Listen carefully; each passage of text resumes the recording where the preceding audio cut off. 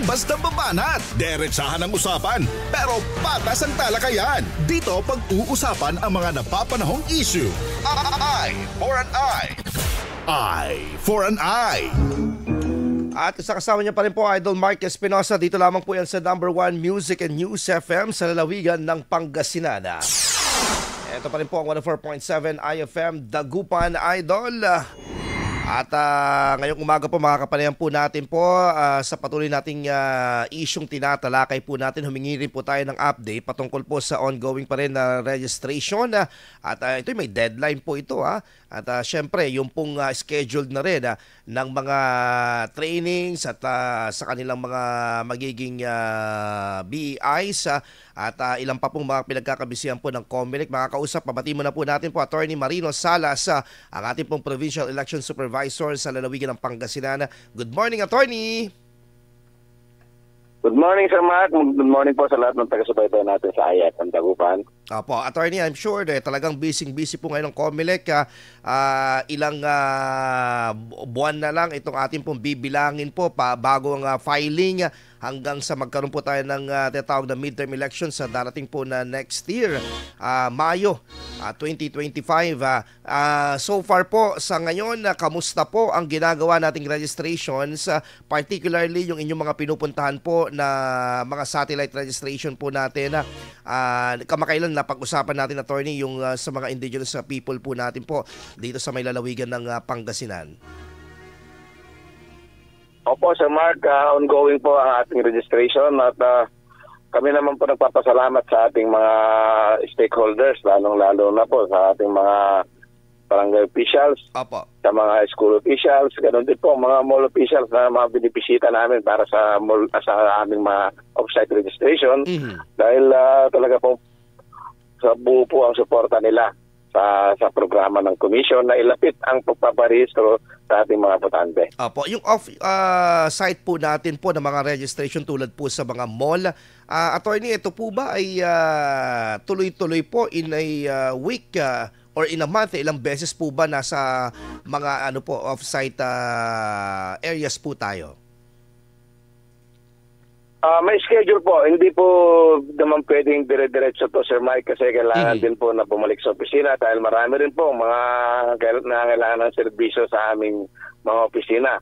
At limited po ang aming personnel, limited po ang aming kakayahan. Kaya po ini-schedule po namin yung amin pong mga activities ng off-site at ganoon din po yung mga activities namin sa opisina naman. Opo. At dito po sa atin pong probinsya ngayon, Attorney Salas, to date, mga nasa ilang porsyento na po ba or ilang yung datos po ng mga nakapag-register na po successfully? At syempre, yung tanong din po natin na ilang po ba yung mga porsyento rin natanggal na sa listahan po so far, Attorney? Dito po sa ating lalawigan, may 100,000 po yung tinanggal natin na mga botante dahil nga po sa iba't ibang kadahilanan katulad po nung failed to vote twice, mga namatay, mga nag-transfer. Opo. But of course, yun naman pong ongoing registration namin very successful po dahil nga po nabanggit ko kanina yung kooperasyon po ng lahat, tayo din po sa media na tumutulong sa amin na manawagan. So sa ngayon po may 100,000 na po yung aming nakaparehistro rin na bago at ito po ay sobra-sobra doon sa target namin po noon na 70,000. Ayun. So far po, sir, nasa ang total po ng ating po mga registered voters po ngayon sa Pangasinan to date, Attorney, nasa ilan na po? Opo, nasa 2,150,000 pa rin po yung ating more or less po, kasi nga po ito pa natin final yan. Opo. Ang ating listahan ng botante sa buong lalawigan. Sa movement po ba ng mga registrations po ngayon, sa data po na meron po kayo, sa inyong monitoring, Attorney, masasabi niyo po ba marami po bang naglipat ng kanilang mga polling precinct? Yung percentage po, ganun pa rin po based on experience and based on record po. Halos parehas lang po yung percentage naman po ng mga naglilipat at mga nagbago ng kanilang mga polling precinct or voting records. Yung ating registration, attorney, bukas po opisina po natin po at yung mga kung sakali magkaroon ng on-site po, mula Monday po ba yan hanggang Sabado po ba yung opisina po natin po sa pag-accommodate ng mga gustong magpa-register at ano po ng ibang mga pwede nilang gawin po sa Comelec po? Tama po, sir. Mula Lunes po hanggang Sabado po yan. Kahit po holiday, nagpaparehistro po kami. Tumatanggap po kami ng mga applications. Yan. So, I assume alas 8 hanggang alas 5 po ito, attorney. Tama po ba? Tama po, sir. Apo.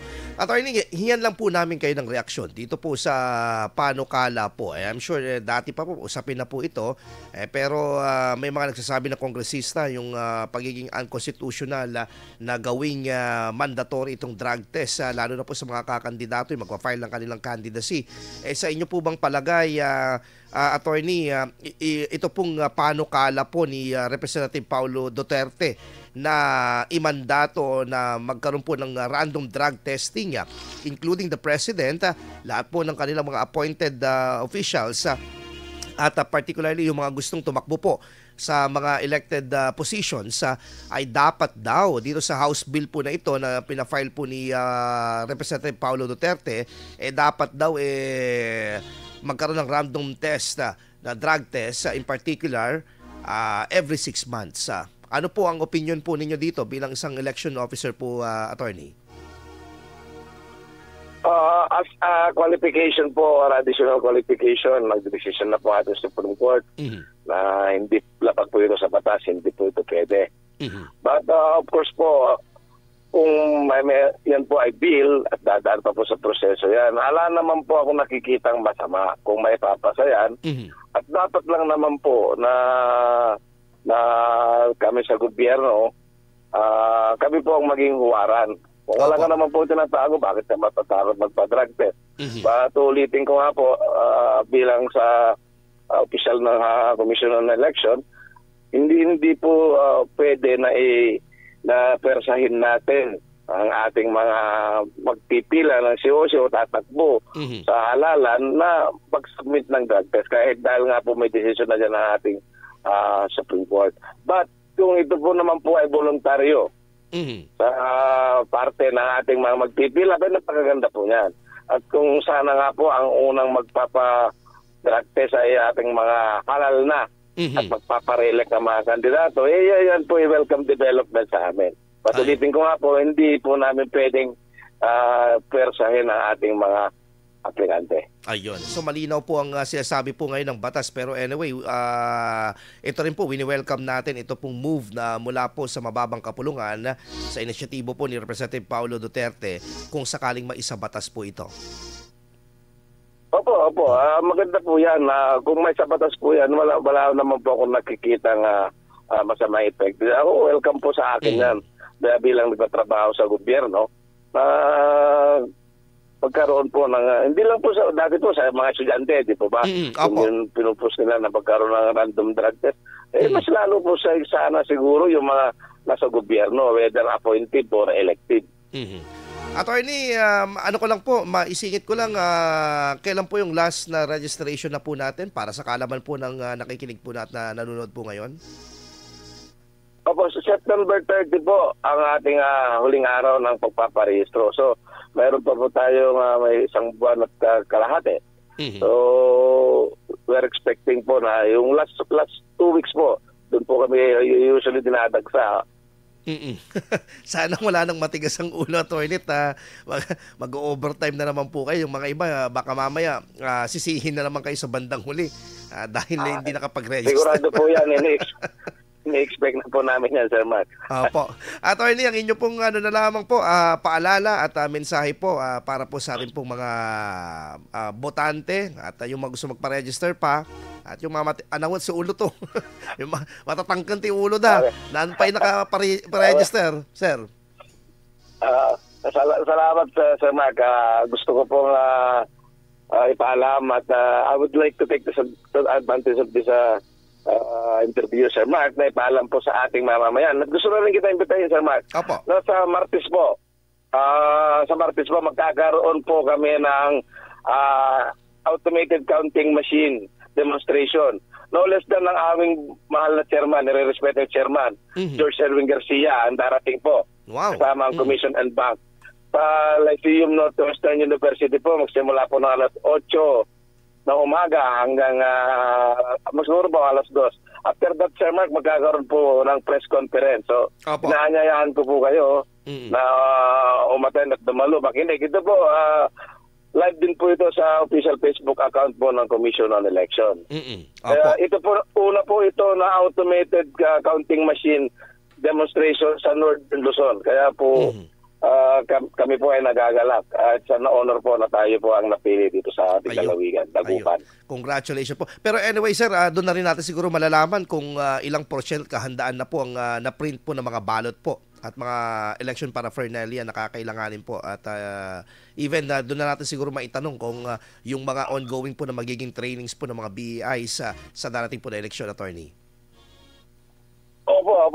No less than our chairman po. Our Honorable Chairman Garcia, nandun po siya at alam naman po natin na very approachable naman po siya. At siya po ang talagang sumasagot ng lahat ng issues. Attorney, thank you for inviting us in advance. Maraming salamat po. Mabuhay po kayo at ingat po sa inyo pong trabaho po ngayon, Attorney. Maraming salamat po.